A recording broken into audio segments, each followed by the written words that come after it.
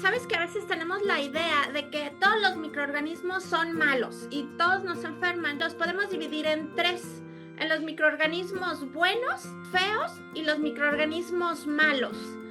Una carne con patógenos o un alimento, olvidándonos si es carne o no, un alimento con patógenos puede verse, puede oler, puede saber bien y tener patógenos. De hecho, ese es el peligro de este tipo de microorganismos, que como el alimento se ve bien o huele bien, me lo voy a comer y es cuando me voy a enfermar.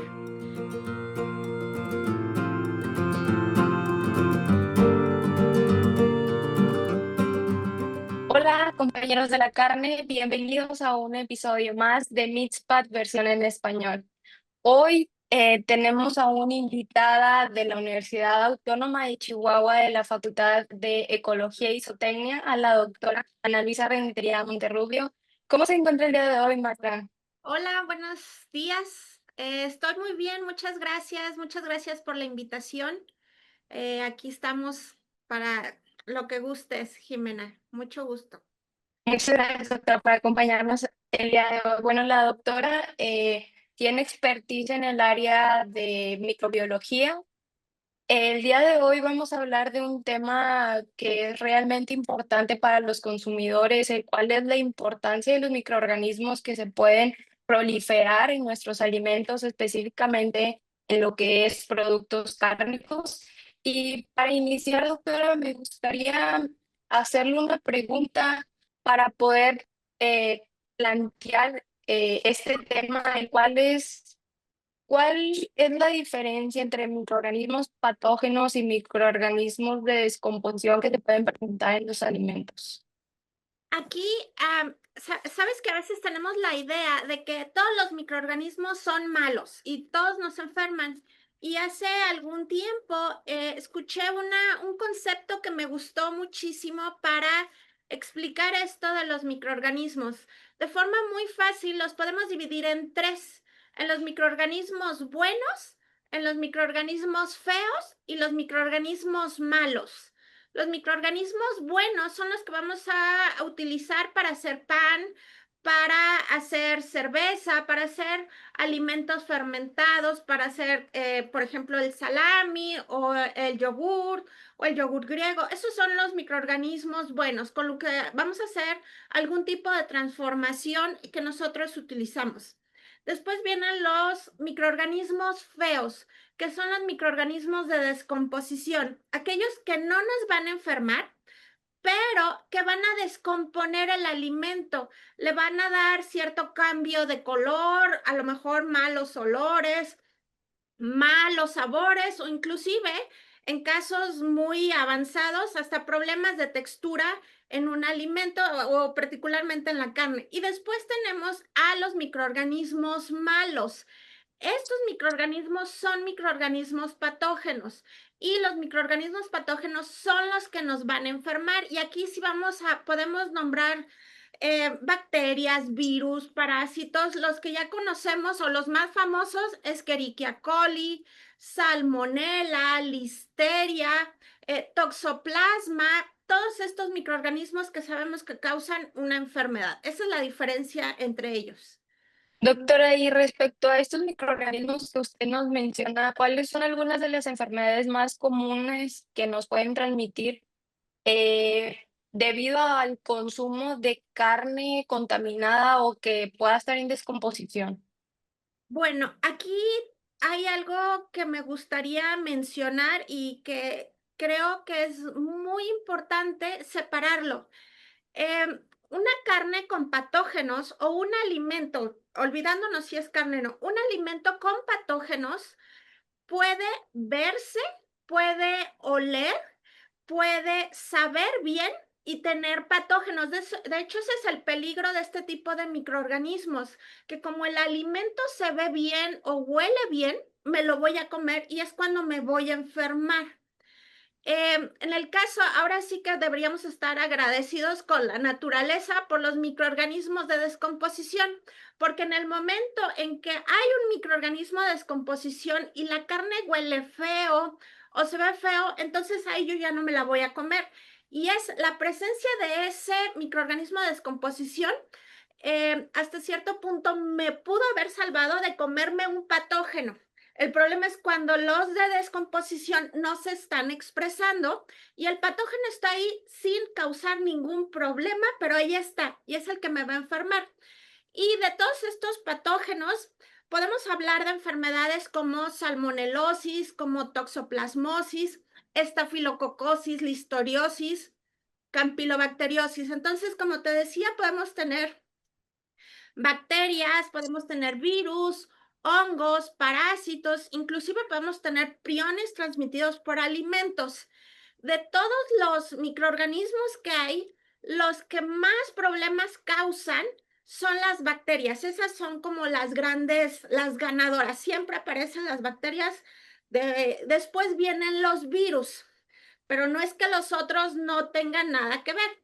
Ahora, algo que te quiero mencionar aquí es que, de acuerdo a la Organización Mundial de la Salud, una de cada 10 personas en el mundo cada año va a presentar o va a tener una enfermedad transmitida por alimentos.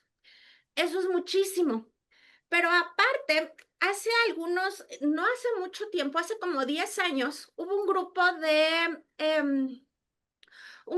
científicos que se pusieron a investigar todos los brotes de enfermedades transmitidas por alimentos en el mundo y ellos después de analizar una cantidad innumerable de datos, agruparon los datos en 17 categorías y después en 3 grupos y ponen plantas, animales terrestres y animales acuáticos. De todas las enfermedades transmitidas por alimentos, resulta que las plantas son las que más enfermedades provocan y después viene la carne. Y en la carne, el 22% de las enfermedades transmitidas por alimentos son asociados a carne. Y aquí vamos a tener carne de res, carne proveniente de la caza, pollo y también el cerdo. Y estos son el 22% entran ahí. Y de todo esto, ahora sí que el mayor porcentaje está asociado a las aves. Ellas son las que, el consumo de pollo, sobre todo, son las que más enfermedades van a provocar. Bueno, doctora, unos datos creo que la verdad muy interesantes, saber que este tipo de microorganismos nos pueden tener o pueden efectuar una problemática en la salud de las personas, pues realmente creo que es un tema de preocuparnos y de ponerle el interés que se necesita. Respecto a los microorganismos que usted nos comentaba, para que puedan iniciar lo que es el proceso de descomposición en la carne, ¿cuáles son algunos de ellos que nos pudiera mencionar? Ok, bueno, primero el músculo es estéril. Ese es y la carne, después de que el animal entra al proceso de transformación, entra vivo, sale como canal, ahí es cuando vamos a tener todo el proceso de contaminación. Y por la misma, el ambiente en el que están los animales vienen de un corral, vienen de una pradera, entonces siempre van a traer microorganismos en el cuerpo. Si yo ahorita me tomo una muestra de piel, va a haber microorganismos y no es porque me esté muriendo ni porque esté enferma, porque es normal, los microorganismos están en el ambiente. Entonces, los animales también van a traer microorganismos en la piel, es normal. Entonces, durante el proceso de matanza, esos microorganismos que estaban en la piel, que están en el ambiente, van a llegar al músculo. Entonces, la carne siempre va a tener microorganismos, eso nos tiene que quedar muy claro. Luego la gente como que se asusta, así como que la carne es que la tiene que tener. Preocupadas deberíamos de estar y sospechas se deberían levantar si esa carne no trae músculos, no trae, perdón, microorganismos. Microorganismos. ¿Cómo que no trae? Algo pasó. Entonces, siempre debe tener microorganismos. Y por lo tanto, lo que vamos a encontrar de primera instancia son todos los microorganismos que encontramos en el ambiente. Microorganismos de descomposición como pseudomonas, como las enterobacterias, las bacterias ácido-lácticas, hongos, Clostridium, inclusive Clostridium y bacterias patógenas pueden andar en la carne sin ningún problema. Eso es, tiene que quedar así como que bien claro. Ya si hablamos de microorganismos de descomposición, de microorganismos en general, hay ciertos microorganismos más asociados con tipos de carne. Por ejemplo, la carne molida, esa es común que encontremos salmonela o estafilococos. Aparte de todo el montón de microorganismos, podemos encontrar salmonela y estafilococos. En el caso, también podemos encontrar listeria, también podemos encontrar Clostridium. En Clostridium vamos a tener grupos de Clostridium patógenos y unos que son de descomposición. También hablamos Clostridium, la gente se asusta mucho porque provoca enfermedades terribles, pero también tenemos un grupo de microorganismos de descomposición. Para el caso de pollo, el pollo es una fuente notable de salmonela y de campylobacter. En el caso de pescados, pescados de lo que se puede encontrar es vibrio. Para los moluscos encontramos o podemos encontrar virus y parásitos, por ejemplo, toxoplasma. Toxoplasma que muchos lo asociamos muchísimo con los gatos, pero resulta que la contaminación sí, la toxoplasmosis es hasta 10 veces más común por el consumo de carne contaminada que por la manipulación de heces de gato. Entonces, toxoplasmosis, ahí entramos también, los parásitos juegan un papel muy importante.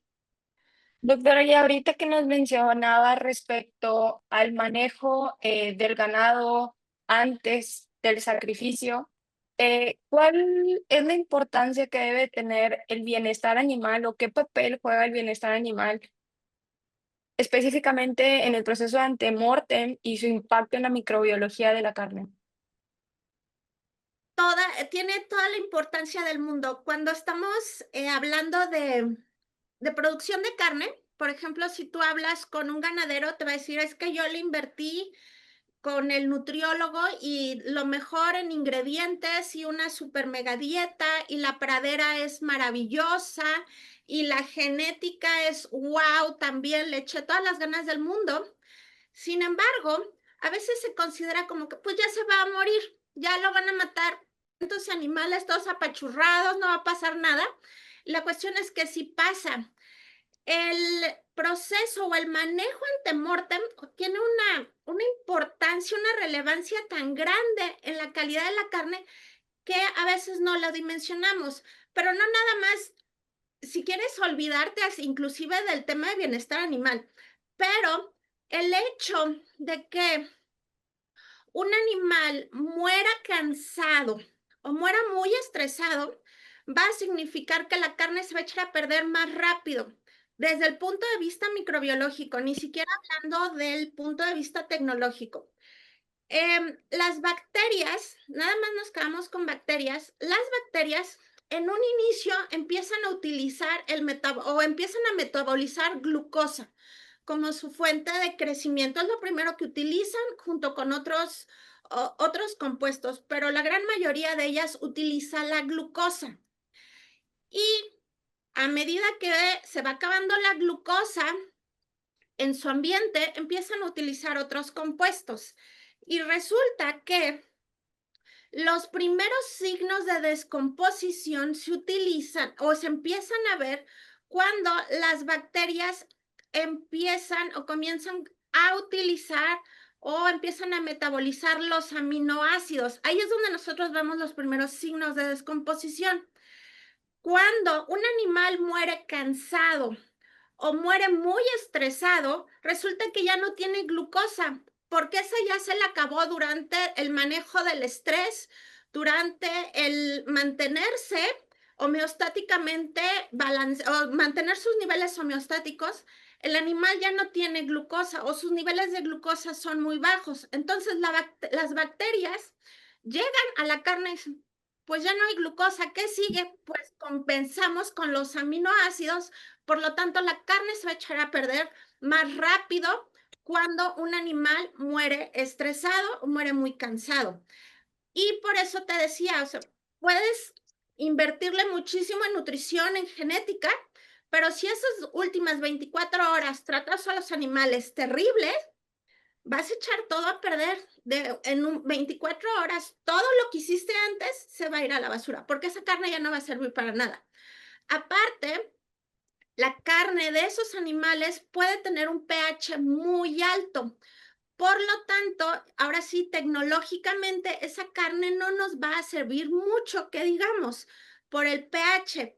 Aparte que muchas bacterias con un pH alto, técnicamente hablando, un pH por arriba de 5,7 ya se considera alto. Entonces, una carne de un animal estresado o muy cansado puede estar por arriba del 5,7. Entonces, las bacterias van a estar felices de la vida porque el pH energéticamente no les está exigiendo nada. Entonces, ahí vamos a tener más problemas.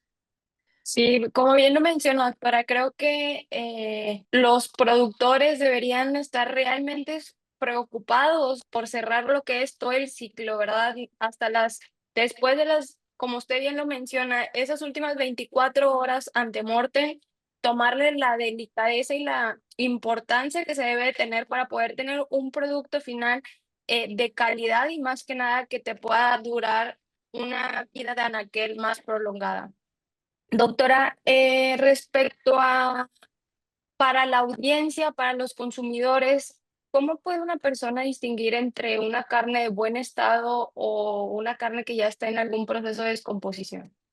Bueno, primero, la descomposición es un concepto subjetivo. Lo que para mí puede estar súper bien, a lo mejor para Jimena dice no. La definición, una definición de descompuesto es un alimento lo consideramos dañado o en descomposición cuando las características con las que nosotros asociamos ese alimento, características de sabor, de olor, de textura, de color, cambian. Y en ese momento nosotros ya no lo consideramos apto para consumo. Pero a lo mejor yo soy muy light y digo, no, o sea, huele feo, no, huele súper bien. Entonces, va a depender mucho de la persona. O a lo mejor alguien dice, es que ya se ve rara de color. Y otra te va a decir, no, no es cierto, o sea, se ve bien. Entonces, es un concepto muy subjetivo. En el caso de la carne cruda y carne fresca, lo primero o lo único más bien que nosotros como consumidores tenemos para decir la carne está bien o no, o más bien es nuestra primera herramienta para escoger carne es el color. Si nosotros llegamos al supermercado, ni la podemos probar, ni la podemos oler, a menos que le hagamos un hoyo al paquete y le pongamos nuestra nariz, pero no la podemos oler. Lo único que nosotros podemos hacer es ver, es lo primero que podemos hacer. Pero los cambios de color, en la gran mayoría de las ocasiones, no están asociados al crecimiento de microorganismos, sino a los pigmentos de la carne.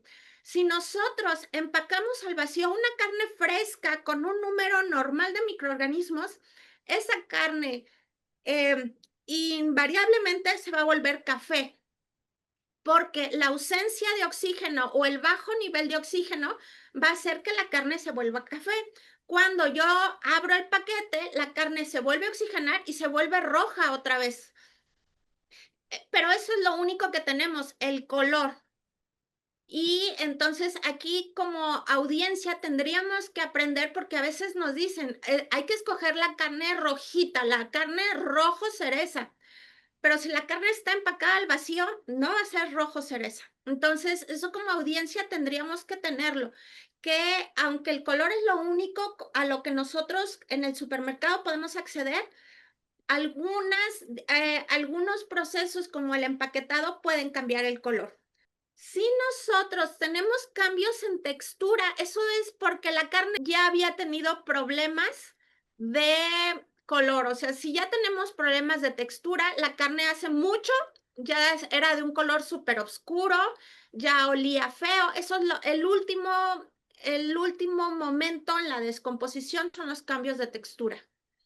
Doctora, y respecto a, por ejemplo, algunas variables como lo son la temperatura, la humedad y la manipulación que se le puede tener a algún producto, ¿cómo impactan en el proceso de descomposición? Ok, bueno, lo primero es los cambios antemortem o los que ya platicamos de eso. El principal es la temperatura. Esa indudablemente va a ser lo que más va a impactar en la descomposición de la carne. En el caso de la temperatura va desde el manejo. ¿Cómo estuve yo manejando esa carne? ¿Cómo la almacené en refrigeración? Hay un concepto en microbiología de la carne que se llama carne abusada. Una carne que estuvo en refrigeración y luego la saqué de refrigeración y la dejé a temperatura ambiente y luego la volví a poner en refrigeración y luego la congelé.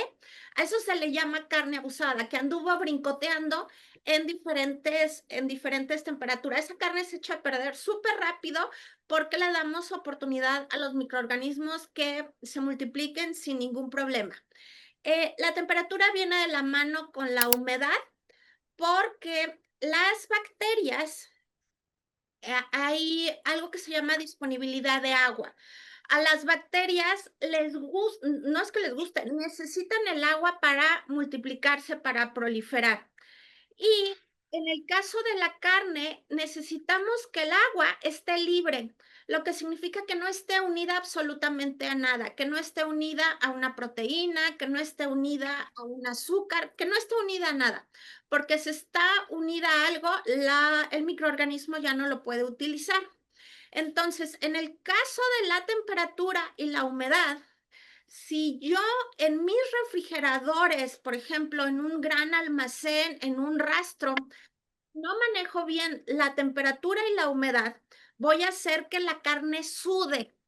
Entonces, si la carne suda, todas esas gotitas de condensación que se van a formar en la canal es agua libre, agua que no es parte de la carne pero que las bacterias pueden utilizar para multiplicarse. Y entonces yo mismo, por deficiencias en el manejo durante el almacenamiento, voy a descomponer más rápido la carne. También el pH. Como te había mencionado, desde el punto de vista microbiológico, el pH, un pH deseable en carne es entre 5,4 y 5,7, más o menos. Y eso es en general, porque si hablamos del pollo nos podemos ir un poquito más arriba. Pero si hablamos de carne roja es 5,4 o 5,7.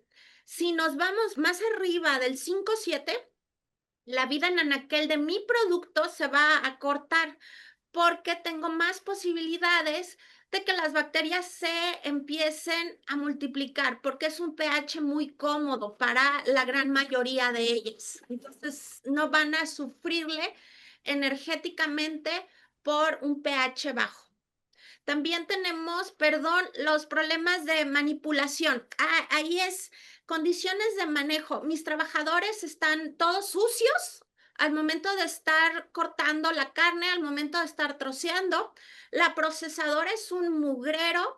Ahí algo es, sí, el ambiente donde estoy procesando la carne es un mugrero. No esperemos que la carne sea una cosa maravillosa, se va a reflejar los microorganismos que están en el ambiente se van a reflejar en la carne. También en el caso del empaquetado, voy a empaquetar en algún tipo de atmósfera, voy a empaquetar al vacío, le voy a poner una bolsita de plástico.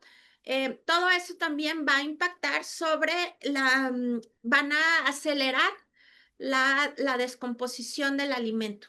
Muy bien, doctora. Entonces, como para resumir en 3 puntos claves, como usted ya lo mencionaba anteriormente, sería temperatura deseada, un buen manejo y un limpieza al momento de estar procesando nuestro producto cárnico.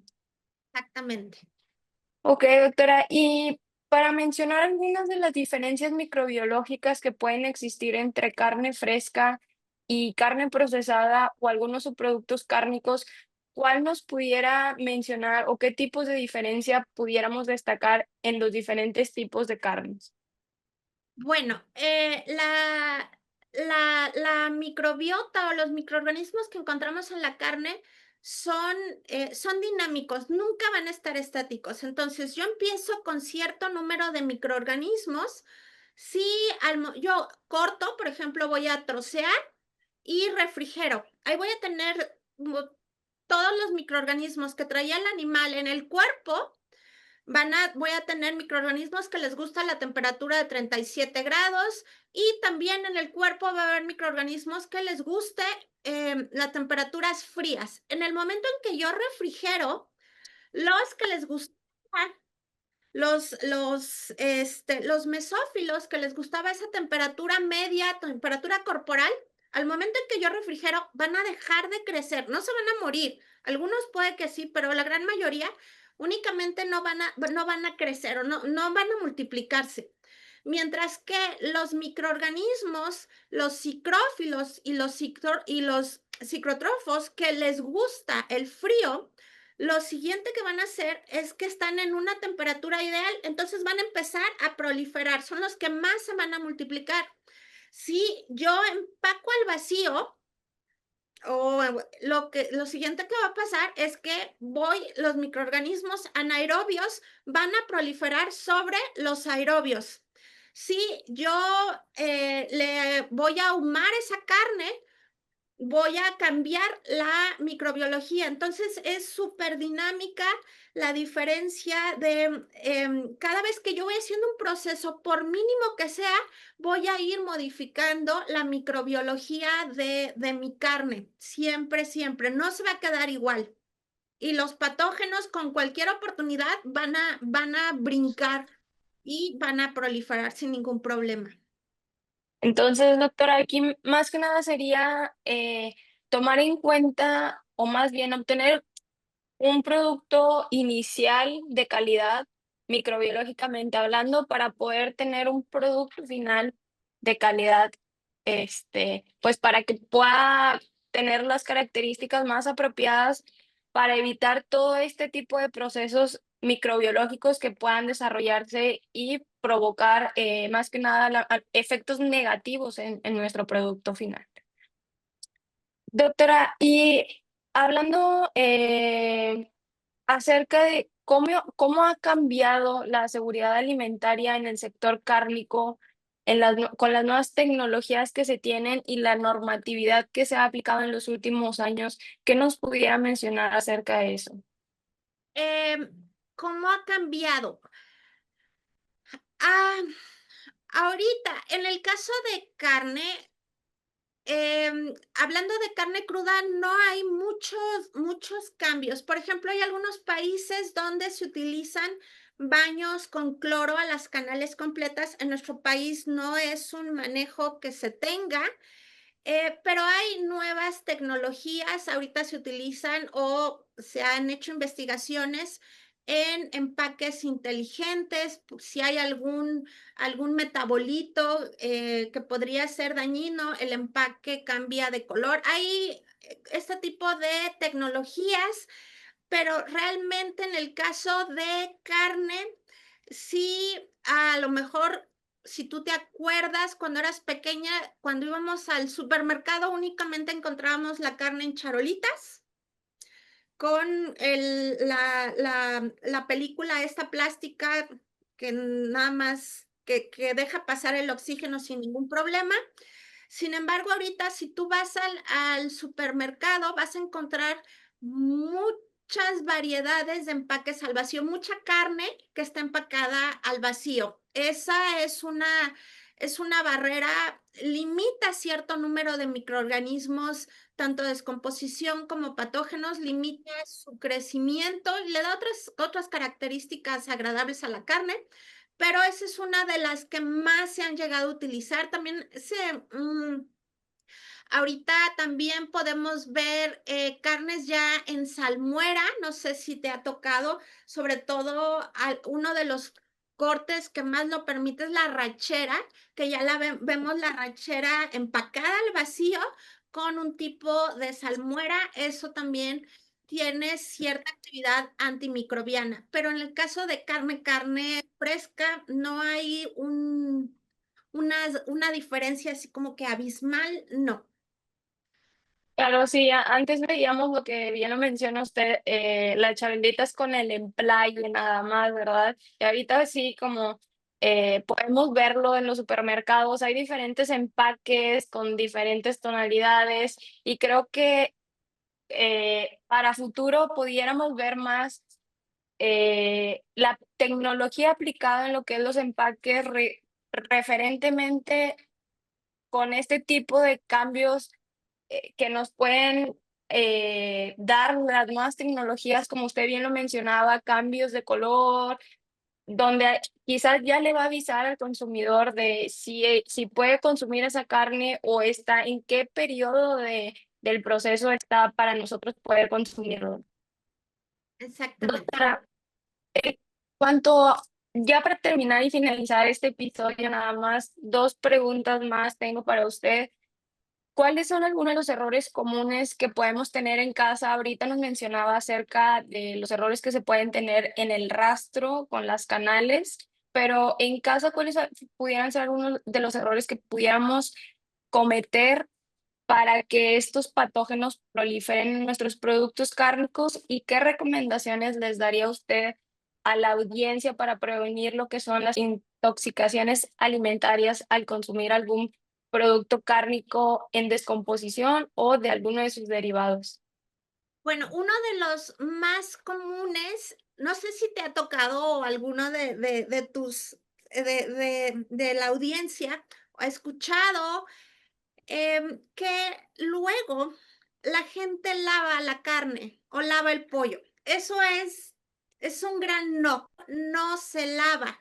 Eso, porque aparte, o sea, ni le van a quitar nada a la carne y lo único que va a suceder es que van a salpicar por todos lados microorganismos. Porque aunque no estemos haciendo como baño a patos por todos lados, hay pequeños aerosoles microscópicos que llevan partículas con microorganismos. Entonces, el hecho de lavar la carne es un gran no.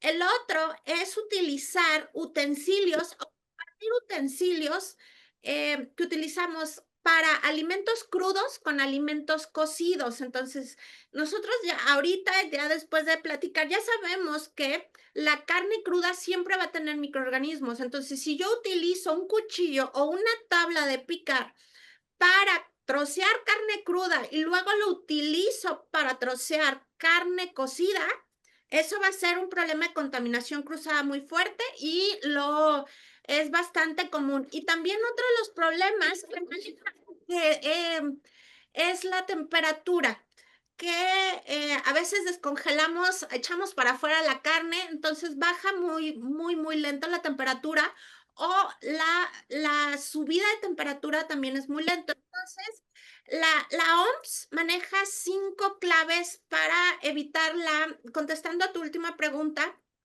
para evitar las intoxicaciones en casa. Uno es la limpieza. Tienes que empezar con carne de buena calidad.